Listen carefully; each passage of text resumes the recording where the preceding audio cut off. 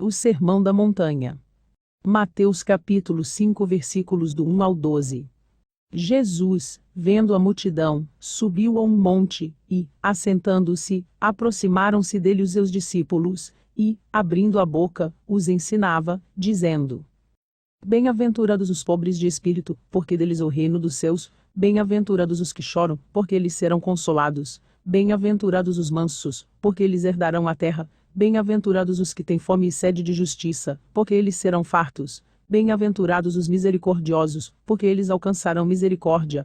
Bem-aventurados os limpos de coração, porque eles verão a Deus. Bem-aventurados os pacificadores, porque eles serão chamados filhos de Deus. Bem-aventurados os que sofrem perseguição por causa da justiça, porque deles é o reino dos céus. Bem-aventurados sois vós quando vos injuriarem, e perseguirem, e, mentindo, disserem todo o mal contra vós, por minha causa. Exultai e alegrai-vos, porque é grande vosso galardão nos céus, porque assim perseguiram os profetas que foram antes de vós. O avanço e desejo de domínio do Império Romano com alicerce no orgulho e soberba, egoísmo, maldade humana com seus costumes pagãos, em busca de novos territórios e riquezas, e poder também avançaram em direção da Palestina. Canaã, terra prometida, pode ser datado a partir do ano 63 a.C., quando Pompeu tomou Jerusalém. A nova ordem imperial chega na Palestina com sua capacidade militar do exército romano. Durante sua história, o povo de Israel muitas vezes esteve dominado por povos estrangeiros. Nessa época era dominado e escravizado pelo Império Romano o uso da força para conquistar e dos saques das regiões conquistadas. O Império apoderou-se de todas as riquezas e terras, transformando-as em províncias. Cada província era obrigada a pagar altos impostos a Roma. As populações locais eram exploradas pelos governadores das províncias e pelos publicanos, que eram os cobradores de impostos. Ocuparam as cidades, subjugam povos, dominam os semelhantes, os próximos, ostentam poder, a idolatria do poder. A Palestina era, portanto, um conjunto de cidades, províncias como Galileia, Judeia, Pérea, Samaria, Decápolis, dominadas e submetidas ao poder romano. Marcado tanto pela violência física e econômica, moral. Maltratavam, torturaram, espancaram e crucificaram, exploravam. A cobrança de impostos, somada a outras formas de opressão, produzia injustiça, o aumento do número de pobres, escravos, doenças, de agricultores sem terra. A situação dos escravos, nas províncias romanas, era deplorável, uma categoria muito explorada, não tinham direito algum, só deveres, considerada excluída. As injustiças geram insatisfações da população. A força política do imperador era garantida pela presença e força das legiões, uma força legionária entre 5.000 e 6.000 homens. Cada legião compreendia 10 coortes, e 6 centúrias constituíam uma coorte. E várias tropas auxiliares, e arqueiros cavalaria, e a cruz, crucificação, era utilizada como um instrumento para aterrorizar os povos subjugados e, assim, submetê-los ao regime imperial, pena romana suprema. No texto do Evangelho de Marcos capítulo 5 versículos 1 ao 17, demônio não é um só, mas se chama de legião, porque são muitos. Retrata, simbolicamente, a força sobre-humana e violência subjugação de uma legião a partir de um episódio particular da ação de Jesus ao libertar o possesso por uma legião de demônios de Gadara. A relação entre a opressão e ocupação, dominação, poder, força, violência, opressão que o Império Romano os legionários exerciam sobre a Palestina. Publicanos, eram os cobradores, eram considerados corruptos, maioria deles cobravam mais do que o Império Romano estipulava. Mateus se tornou discípulo de Jesus, era um coletor de impostos, um publicano, judeu, israelita trabalhando para o governo romano. Profissão impopular. Para o judeu, entrar nessa profissão era considerada uma traição ao seu povo. Os publicanos tinham má reputação, eram desprezados pelos judeus. Quando um judeu exercia esse ofício, e, quando cobrava de seus irmãos, o imposto destinado a Roma, era tratado com enorme desprezo. Entre os 12 discípulos de Jesus, havia um exemplo publicano. Todo pecador pode ser regenerado por Jesus, se ele quiser. Zaqueu, um dos chefes dos publicanos, morava e trabalhava em Jericó. Era um homem rico. Quanto mais ricos eles eram, pior se supunha que fossem, significada que estavam explorando muito. Zaqueu foi outro publicano que desejou conhecer, estar e permanecer com Jesus. Jesus nasceu e viveu nesse contexto social. Degradação de valores da sociedade. Uma geração corrompida. O mundo cheio de aflições. Na cultura grega romana, a mistura de conhecimentos, ideias, tradições, costumes, religião acreditavam em muitos deuses, construíram diversos templos para seus deuses, formados a partir da mistura de gregos e romanos. 1 João capítulo 5 versículo 19, sabemos que nos originamos de Deus, mas o mundo inteiro está no poder do maligno. João capítulo 16 versículo 33, neste mundo vocês terão aflições, contudo, tenham ânimo. Eu venci mundo. Jesus é um libertador espiritual da escravidão do pecado de um reino espiritual, e não um libertador político de um governo humano. No Sermão da Montanha, Jesus, vendo a multidão, subiu a um monte, e, assentando-se, aproximaram-se dele os seus discípulos. O lugar dos discípulos é sempre próximo a Jesus. Formação de discípulos: aquele que aprende, que guarda, que segue, produz, multiplica em favor do reino. Jesus fala diretamente ao homem, universalidade do Evangelho. Jesus é atual em todas as gerações, em todos os tempos e todos os lugares do mundo. Jesus subiu a um monte, pode-se considerar a encosta de elevação, o melhor lugar para um grande grupo, tanto para ver como ouvir. Veio trazer luzes para da humanidade, separados, distantes de Deus. Montanha, altura ou elevação, orientação que vem do alto, espiritual. Orientações para a humanidade de todos os tempos, gerações. Alicerçar-se em Jesus. Salmo 121, levantarei os meus olhos para os montes, de onde vem o meu socorro. O meu socorro vem do Senhor que fez o céu e a terra. Na antiga aliança, monte era um símbolo de proximidade, intimidade com Deus. Jesus falou com a samaritana, no tempo do Império Romano, que não se davam com os judeus, tinham divergências religiosas. Os samaritanos seguiam uma forma misturada da lei de Moisés, com outras religiões pagãs. Uma das divergências era onde se devia adorar. O reino de Israel foi invadido por outros povos, pelo rei da Síria também. Muitos israelitas foram deportados para outras partes do Império Assírio e pessoas de outras nações conquistadas foram colocadas em Samaria, com isso teve uma mistura. Jesus fala para a samaritana que chegaria o tempo que adorariam o Senhor em espírito e verdade.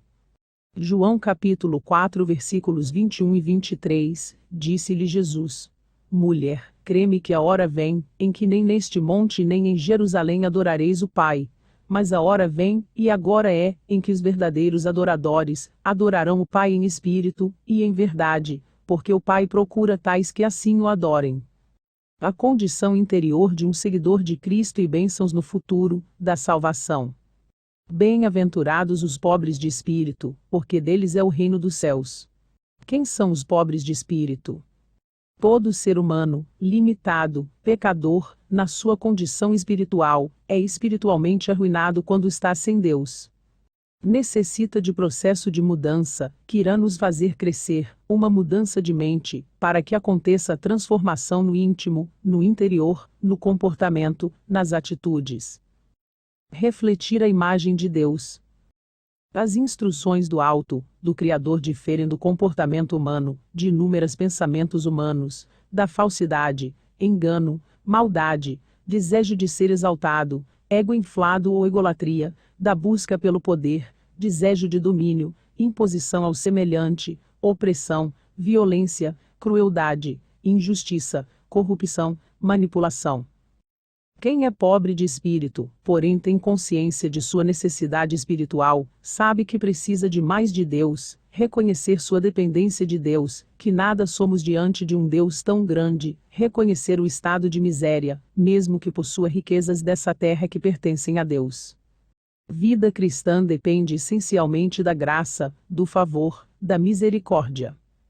O cidadão do reino do céu é aquele que dependente dos méritos da misericórdia de Jesus. Aquele que diz que não tem pecado é mentiroso. 1 João capítulo 1 versículos do 8 ao 10, se dissermos que não temos pecado nenhum, a nós mesmos nos enganamos, e a verdade não está em nós. Isaías capítulo 64 versículo 6, somos como impuro, todos nós. Todos os nossos atos de justiça são como trapo imundo. Murchamos como folhas, e como vento, as nossas iniquidades nos levam para longe. Efésios capítulo 2. Versículos do 8 ao 10, porquanto, pela graça sois salvos, por meio da fé, e isto não vem de vós, é dom de Deus, não vem por intermédio das obras, a fim de que ninguém venha a se orgulhar por esse motivo. Pois somos criação de Deus, realizada em Cristo Jesus, para vivermos em boas obras, as quais Deus preparou no passado, para que nós andássemos nela. O pobre de espírito é o primeiro degrau de uma grande escadaria de crescimento espiritual. A necessidade de ostentação é uma demonstração do homem caído. Igreja Laodiceia, Bíblia, Apocalipse capítulo 3 versículo 17, como dizes: rico sou, e estou enriquecido, e de nada tenho falta, e não sabes que és um desgraçado, e miserável, e pobre, e cego, e nu, aconselho-te que de mim compres ouro provado no fogo, para que te enriqueças, e vestes brancas, para que te vistas, e não apareça a vergonha da tua nudez, e que unjas os olhos com colírio, para que vejas.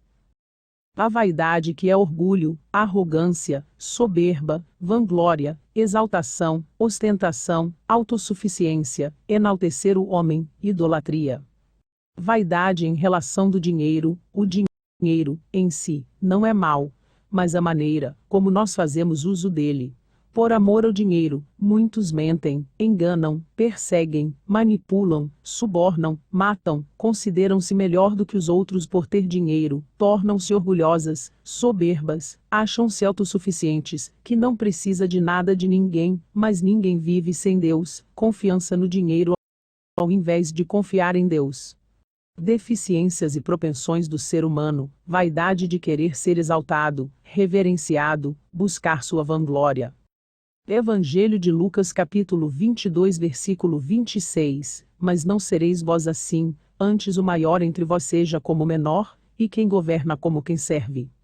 Tiago capítulo 4 versículo 6, portanto diz: Deus resiste aos soberbos, mas dá graça aos humildes. Eclesiastes capítulo 1 versículo 2, vaidade de vaidades, diz o pregador, vaidade de vaidades, é tudo vaidade.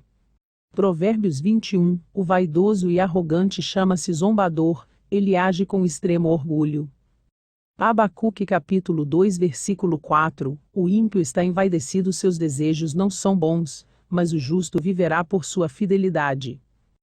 Jeremias capítulo 48 versículos do 29 ao 30, temos ouvido falar do orgulho de Moabe. Esse povo é orgulhoso, soberbo, vaidoso e cheio de si. Eu, o Senhor, conheço o seu orgulho. Os moabitas se gabam de coisas que não valem nada, coisas que acabam. Isaías capítulo 5 versículo 18, ai dos que puxam a iniquidade com cordas de vaidade, e o pecado com tirantes de carro. Isaías capítulo 44 versículo 9, todos os artífices de imagens de esculturas são vaidade, e as suas coisas mais desejáveis são de nenhum préstimo, e suas próprias testemunhas, nada veem nem entendem para que sejam envergonhados. Jeremias capítulo 10 versículos 14 e 15, diante disso, todos os seres humanos são tolos e ignorantes. Todos os artistas ficam envergonhados com os ídolos que fazem, pois são deuses falsos, deuses que não têm vida. Não valem nada, são uma tapeação. Serão destruídos quando o Senhor vier castigá-los. Falsos profetas, Ezequiel capítulo 22 versículo 28, e os seus profetas têm feito para eles cobertura com argamassa não temperada, profetizando vaidade, adivinhando-lhes mentira, dizendo: assim diz o Senhor Deus, sem que o Senhor tivesse falado. Jeremias capítulo 14 versículo 14, e disse-me o Senhor: Os profetas profetizam falsamente no meu nome. Nunca os enviei, nem lhes dei ordem, nem lhes falei. Visão falsa, e adivinhação, e vaidade, e o engano do seu coração, é o que eles vos profetizam. Bem-aventurados os que choram, porque eles serão consolados. Todos nós vivemos em um mundo decaído com aflições, sofrimentos, morte, doenças, opressão, desamor, maldade, engano, medo, tristeza, decepções, acidentes, desastres, e nenhum de nós está isento das dificuldades. Aqueles que choram servindo a Deus, terão o consolo da salvação, novo céu e uma nova terra. A alegria substituirá a tristeza. Apocalipse capítulo 21 versículo 4, e Deus limpará de seus olhos toda lágrima, e não haverá mais morte, nem pranto, nem clamor, nem dor, porque já as primeiras coisas são passadas. Bem-aventurados os mansos, porque eles herdarão a terra. Jesus, manso e humilde, veio servir, salvar, curar, libertar, mostrar o caminho, a direção.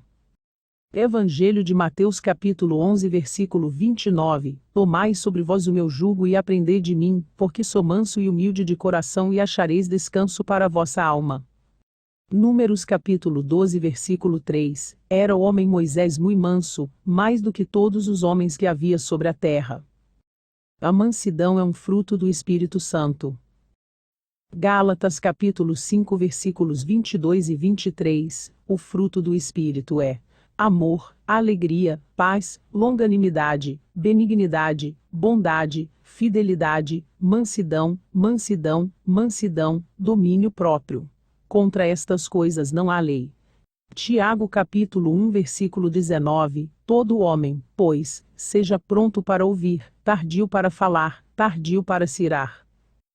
Tiago capítulo 1 versículo 26, Se alguém se considera religioso, mas não refreia a sua língua, engana-se a si mesmo. Sua religião não tem valor algum.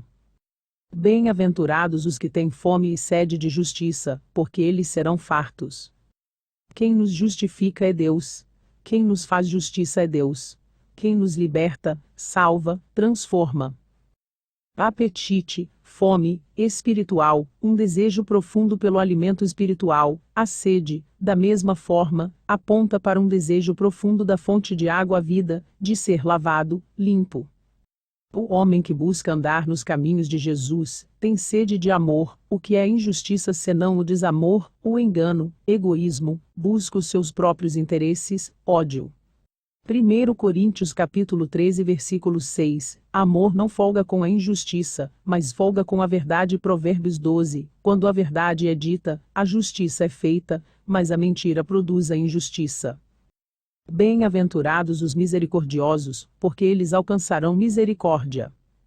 Misericórdia é um termo amplo, que se refere à benevolência, compaixão, piedade, perdão, bondade, amor. As Escrituras estão cheias de descrições da misericórdia de Deus, cujas misericórdias não têm fim.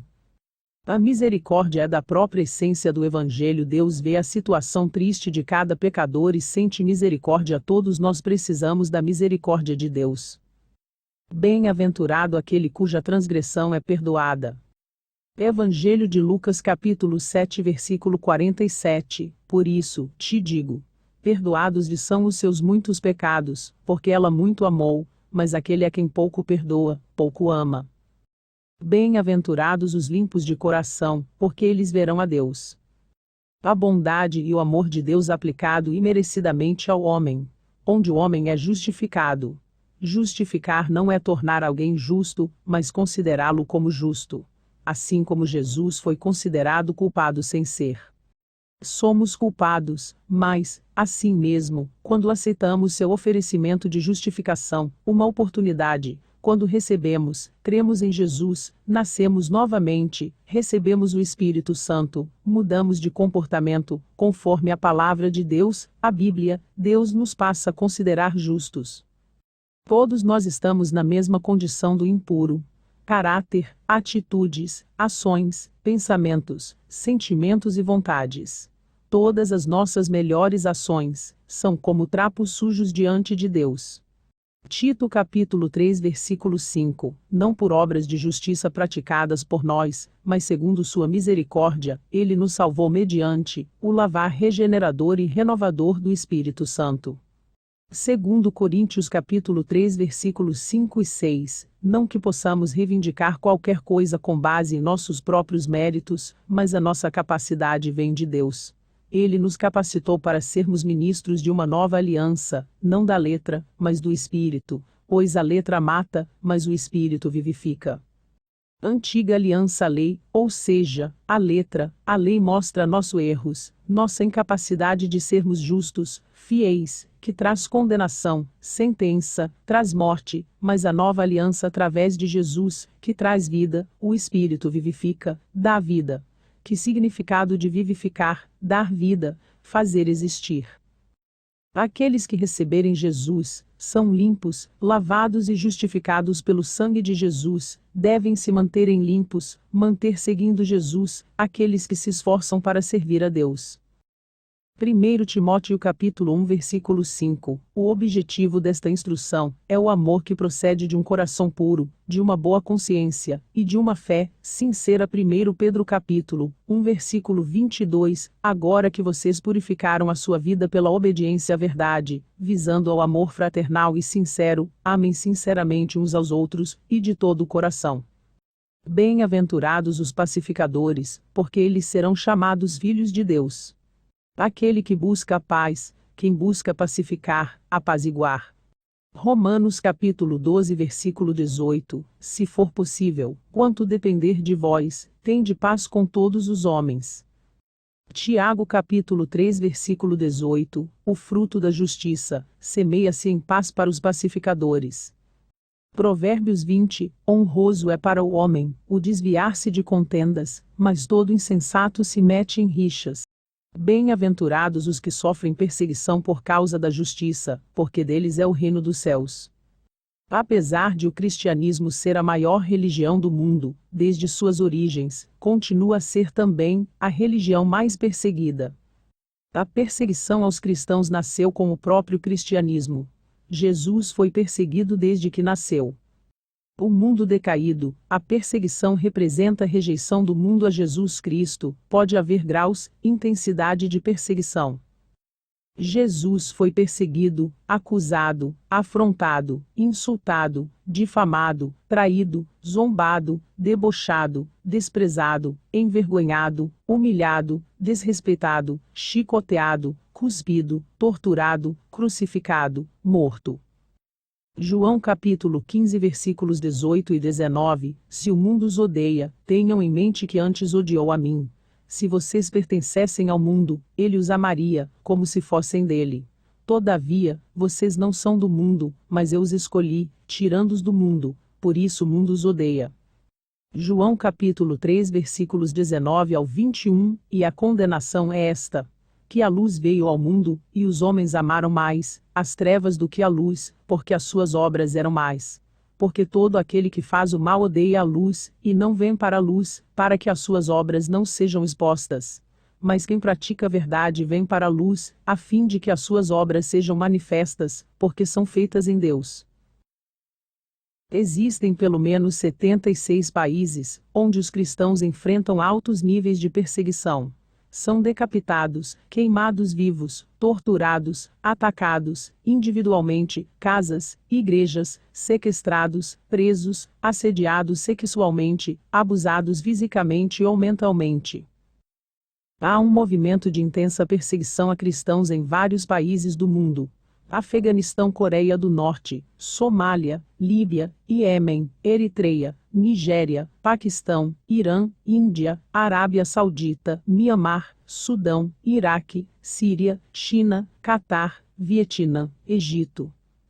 Mesmo quando perseguido e injuriado é bem-aventurado, pois tem a salvação, estarão de posse dos favores de Deus, das bênçãos, das bem-aventuranças. Glórias a Deus. Aleluias.